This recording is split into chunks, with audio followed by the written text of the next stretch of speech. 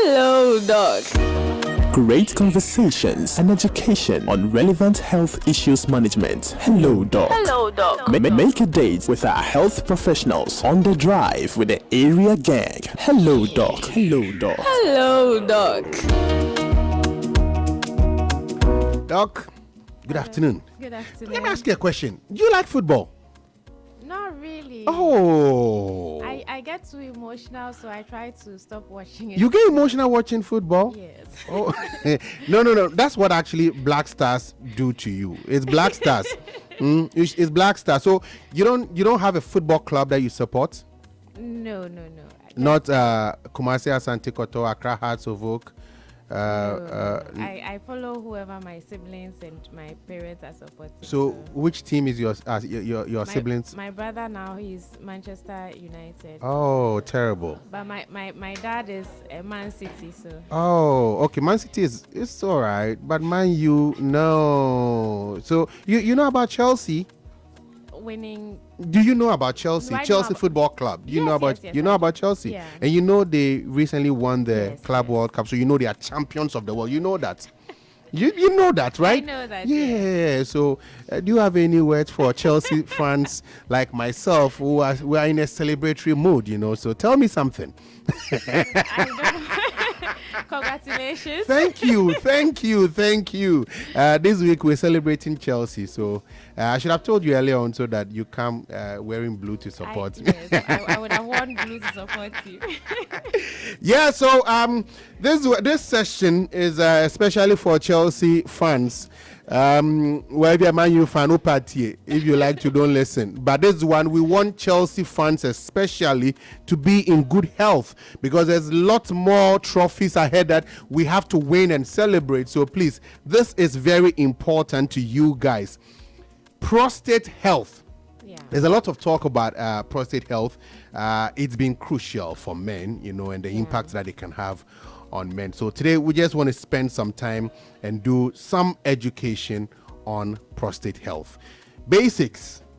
When we say prostate, what are we talking about? Okay, so it's a gland that's supposed to produce fluid that nourishes the sperm. So it's part of what helps the sperm to grow, and Okay. it's part of what makes the semen, like the composition of the semen through which the sperm comes with. Yeah, so it's a small gland. It's like granules in the shell, two of them together. Small size. The granules in the shell, Yeah. yes. Two of them together. Yes. That's small. It's small. It's about 4 centimeters long. Wow. And then just like 2 cm. It's quite small.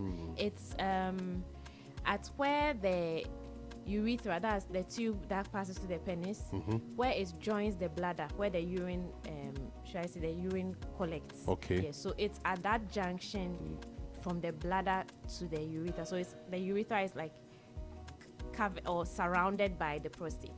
Yes, so It sounds critical, the role that it plays for men, especially in For reproductive health. yes. Yeah. Okay. So that's a prostate gland. yeah. What are the common prostate health issues that men should expect? Okay, so there are mainly two, or let's say three. I say two because one is inflammation, so Okay. infection of the prostate gland, and then the second is the enlargement of the prostate gland. Okay. Yes, so the infection, that's the normal inflammation, could be from sexual transmitted disease, yeah. or a urinary tract infection that could reach the prostate, or the enlargement of the gland. So with that, there are two types of the enlargement. There's the benign and the malignant. So Okay. benign means it doesn't cause cancer. Malignant means it causes cancer. So what is common is that most men, especially African men, from the age of 50, 60, the prostate gland begins to enlarge. Yes. So, but normally it doesn't turn into cancer. But when it enlarges, it causes problems. It blocks the urethra, and then they have difficulty passing urine.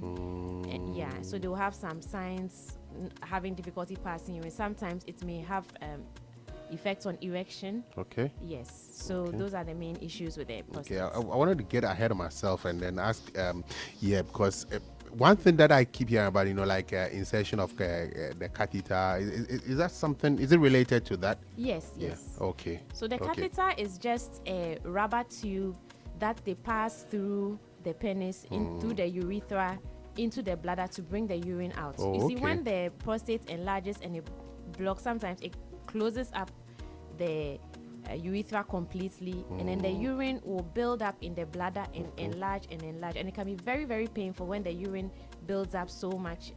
So they come in with a lot of pain in the lower abdomen and a bulging down there. That means the bladder is so full and tight. So you need to pass the rubber through to bring the urine out so that they can feel relief. Sometimes too, it can be so tight that the rubber cannot pass through, so then they might have to use let me say a needle. It's not just that, but to pass through the skin on the top to remove the urine before they can repair the issue with the feels urethra. Painful. we give anesthesia for that. Anyway, I'm sure we'll get back to that. But what are the common symptoms, for you to know that you have some problems with your prostate? Yes. Okay. So if usually when there's infection of the prostate, you would have frequent urination, or if there's enlargement, that's what you see.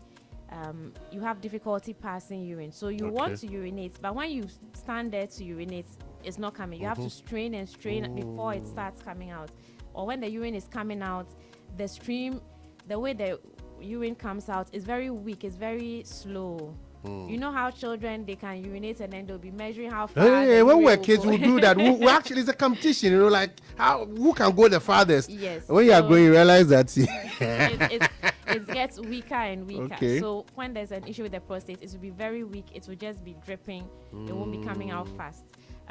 Sometimes you feel like you really need to urinate, but then when you get there, then it's not coming. Or you urinate and then you feel like there's still urine left in, even though you finish urinating. You feel there's still some left in there.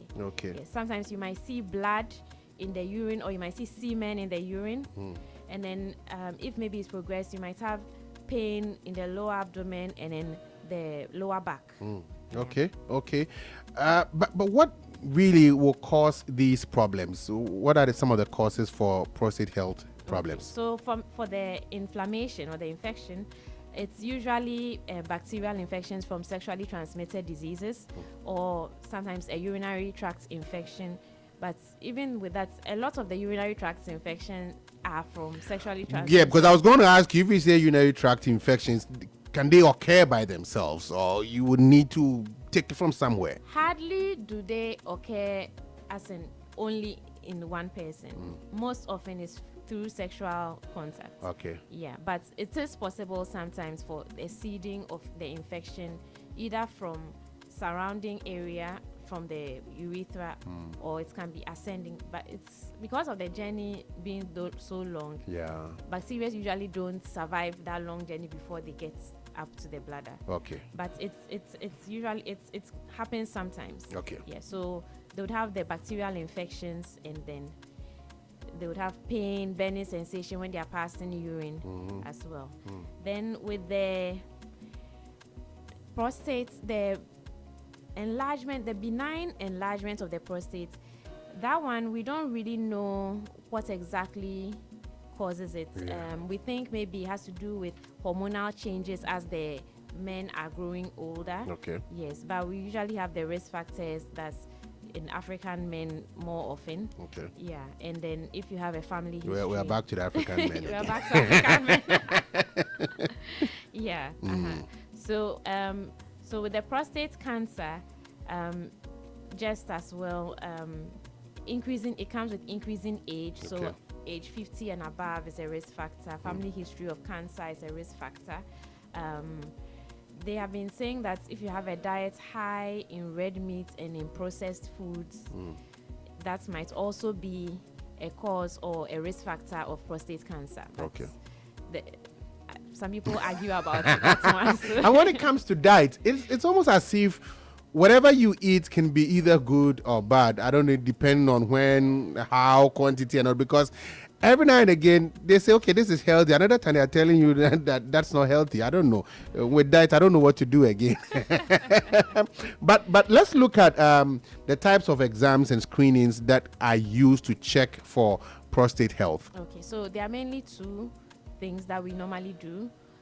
The first one is what we can do in the consulting room with a doctor. That's what we call the digital rectal examination. Okay. So they have to pass the finger through the anal side to palpate, to feel for the prostate. Wow. Yeah, so you can feel it when you push your finger through. You can feel it at just, should I say, the perineum? I don't know a simpler word to use. Don't worry, use a medical term. The junction between the legs. Okay. Yes, so right there where we expect the bladder, the urethra to be passing. Yes, so you can palpate, you can feel it over there.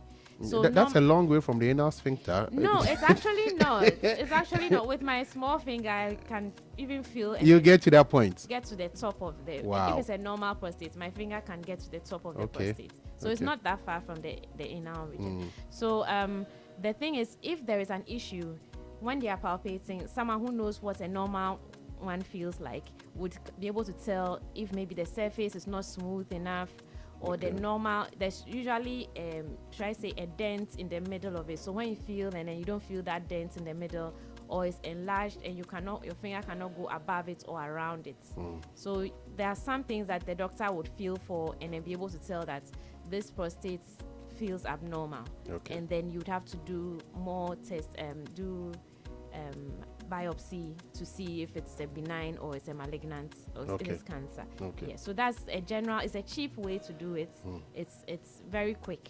It's just But it's uncomfortable. that's the issue. The men don't like it, but it's actually cheaper than going to do a scan. It's actually, in fact, better than, or should I say, more effective.